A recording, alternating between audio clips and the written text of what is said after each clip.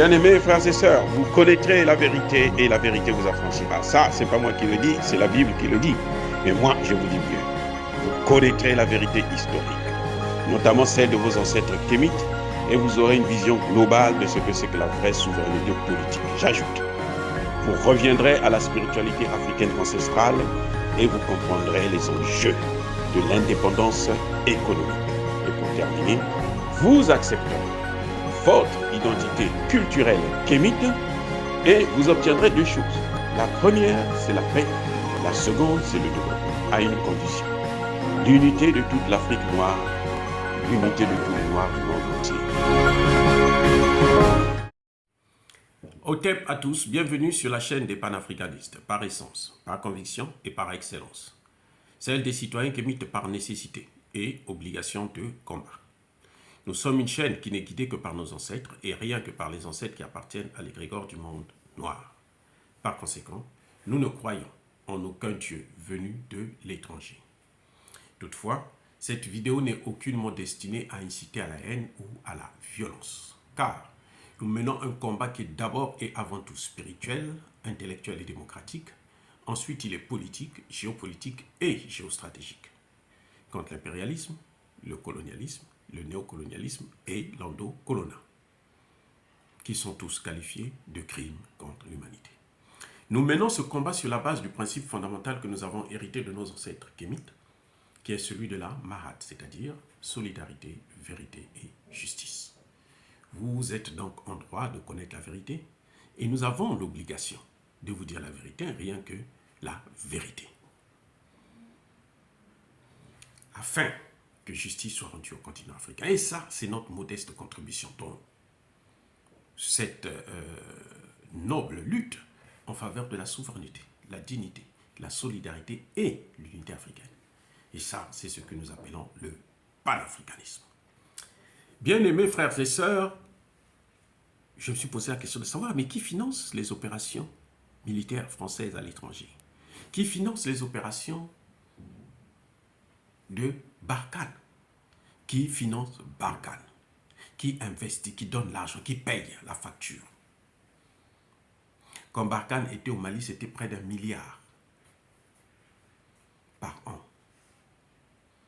Eh oui, 1 milliard de dollars qui est dépensé par an. D'où ça vient? Qui paye ça? La facture là, qui paye? Les Français vous disent que c'est de l'argent que eux, ils font. Ils sont en train de nous rendre service, de nous aider. Écoutez bien, ils sont en train de nous aider. Et ils payent une somme aussi colossale pour aider les pays africains qu'ils ont rendus esclaves et colonisés.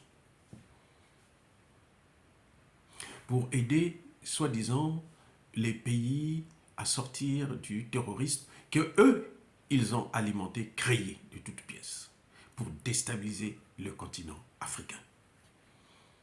À partir de la Libye, la destruction de la Libye, l'assassinat de Kadhafi, c'est ça qui a entraîné tout ce que vous voyez comme déstabilisation dans le Sahel et dans le golfe de Guinée. C'est qui est en train de se propager carrément sur l'ensemble du continent africain. Mais ils disent que non, ils payent gratuitement. Pourquoi dépenser autant d'argent pour éteindre un feu que vous-même vous avez allumé? Vous ne voyez pas qu'il y a quelque chose qui ne va pas? Ce n'est pas normal. Vous allumez le feu et c'est à vous d'aller acheter des bidons d'eau pour venir éteindre ce feu. Mais il faut être stupide pour arriver à ce point. Vous ne pensez pas? Eh bien non. En fait, c'est parce que ce n'est pas eux qui payent. Ce n'est pas la France qui paye les salaires des 15 000 soldats français qui sont sur le sol africain. Ce n'est pas la France qui paye, ce sont les pays africains. Eh oui, c'est l'Afrique, c'est les pays africains qui payent la facture. Ce qu'ils vous disent en vous faisant croire qu'ils font de l'humanitaire. Ils font de l'assistance au développement, de l'assistance humanitaire, l'assistance sécuritaire, c'est faux. Ils font du military business.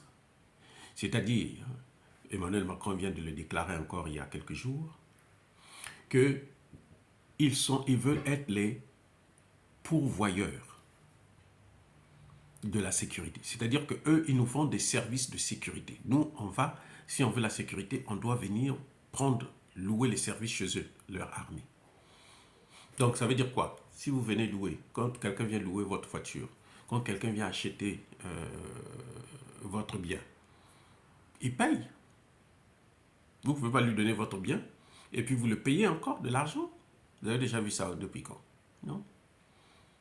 Donc, Barkhane, ce n'est pas la France qui paye. C'est normal. Écoutez, regardez, Emmanuel Macron vous déclare que la fin officielle de Barkhane et tous les soldats qui étaient au Mali, ils sont passés au Niger, 3000. D'autres sont allés au Tchad. Pourquoi la France ne prend pas ces 5500 soldats français qui se trouvaient sur le sol malien, elle les ramène en France? Et puis maintenant, on va voir avec les pays africains comment on peut avoir des accords militaires pour que ces soldats reviennent encore sur le continent. Pourquoi on quitte un pays à un autre? C'est-à-dire que c'est un jeu de chaises musicales. Parce que ces gens-là, s'ils vont en France, s'ils sont en France, la France ne peut pas payer leur salaire. Ce n'est pas la France qui paye. Donc, ils sont obligés de s'incruster. C'est pour ça que quand la France est chassée au Mali, elle va au Niger, elle va au Bénin, elle va au Tchad, elle va au Burkina Faso, elle va en Côte d'Ivoire. Parce que ce sont ces pays-là qui payent. Ce n'est pas la France qui paye. Sachez-le, la France ne dépense aucun centime.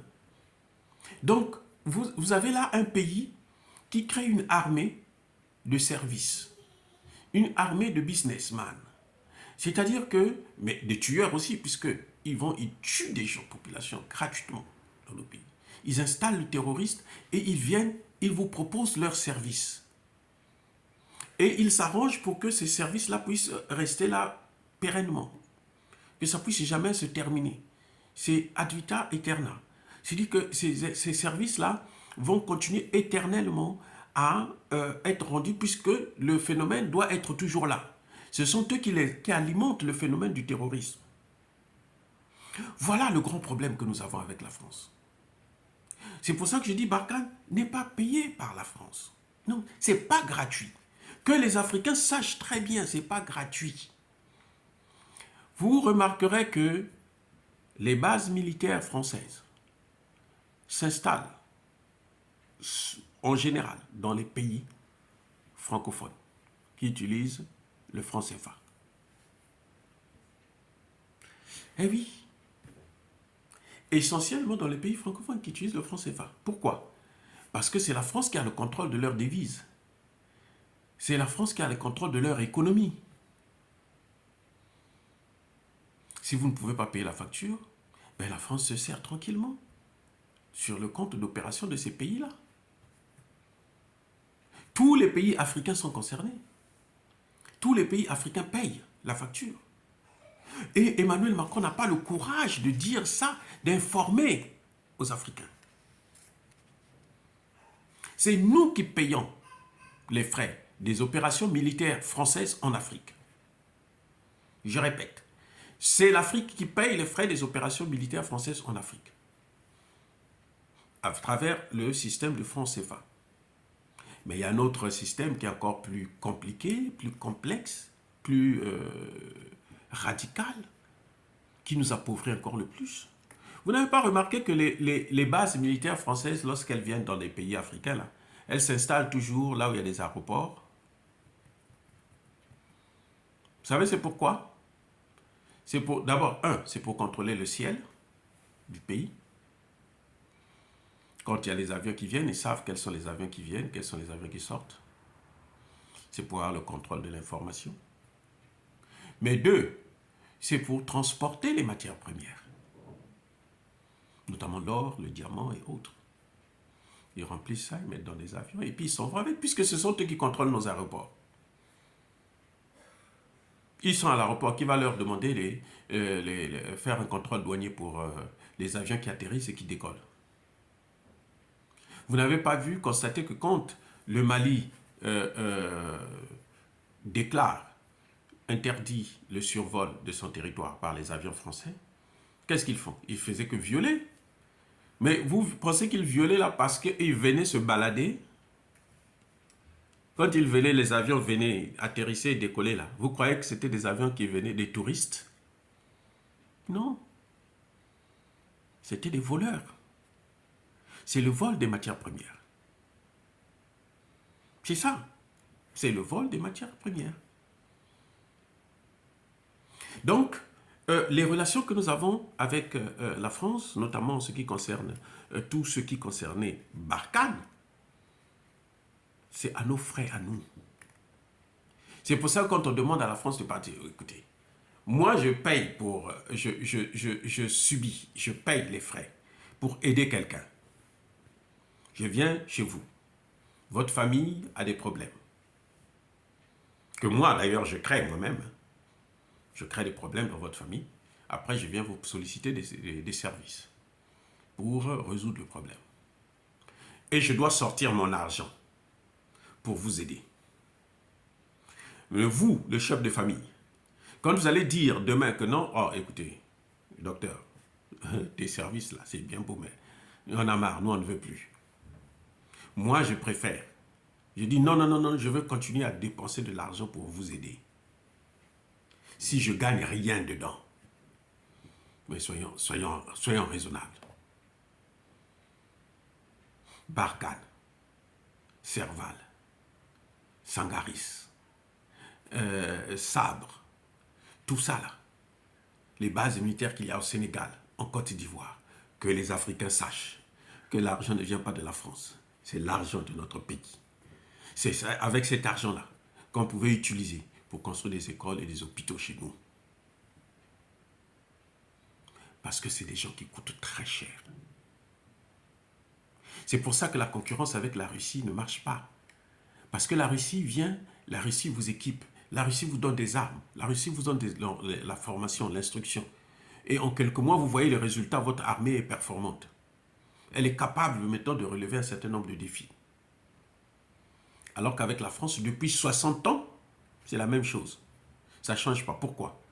Parce que, mais attendez, vous croyez que pendant 60 ans, la France va continuer va dépenser des milliards chaque année pour maintenir des soldats sur le sol français, et plutôt africain, gratuitement? Mais attendez, il faut être ridicule pour penser à des choses pareilles. Et ça, Emmanuel Macron ne vous le dira jamais. Les minables journalistes de la France, là, ne vous le diront jamais. Je répète encore, toutes ces opérations sont financées par les pays hôtes, par les pays africains. C'est nous qui payons la facture. Ils s'arrangent. Avec nos chefs d'État, là, nos chefs d'État le savent. Ils vont puiser dans notre compte d'opération, ou bien ils vont s'arranger à prendre ça à travers des matières premières. Ça n'a jamais été gratuit. C'est pour ça qu'ils ne veulent pas partir. C'est pour ça que quand on demande à la France de quitter le territoire africain, de repartir chez elle, prendre ses militaires, partir avec. Nous avons besoin des diplomates, nous avons besoin des technocrates, nous avons besoin des ingénieurs qui vont nous apporter ce qu'on appelle le transfert de technologie. Ils ne peuvent pas le faire parce que si on transfère la technologie, nous connaissons la technologie, on n'aura plus besoin d'eux. Donc, ils n'auront plus l'argent qu'il faut. Ça veut dire qu'il faut nous maintenir dans cette même situation avec des armées faillies et des États faillis. Voilà ce que Barkhane a apporté. Voilà ce que toutes les missions de la France, les missions militaires bien sûr, apporté en Afrique. Sinon, ça veut dire tout simplement qu'ils sont là pour nous appauvrir, pas pour nous aider à avoir des armées crédibles, des armées loyales, des armées compétentes. Non. Ils sont là pour nous affaiblir nos armées et affaiblir nos États, nous appauvrir et nous maintenir dans la domination. Ce sont des armées d'occupation et de domination. Dire cela, c'est inciter à la haine ou à la violence? Non. Soyez bénis par le Dieu des Kémites et que tous ceux qui persécutent le continent africain, les Africains et notamment les panafricanistes, tous ceux qui pillent, déstabilisent les pays africains, puissent être maudits, punis, écrasés, foudroyés par le Dieu des Kémites et par nos ancêtres angélisés. J'ai dit et j'assume.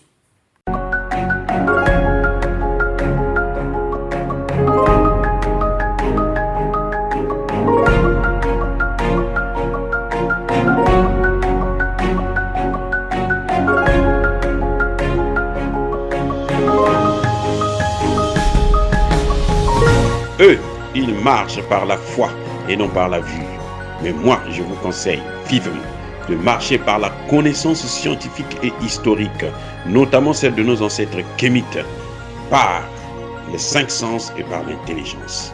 À vous, à Pierre.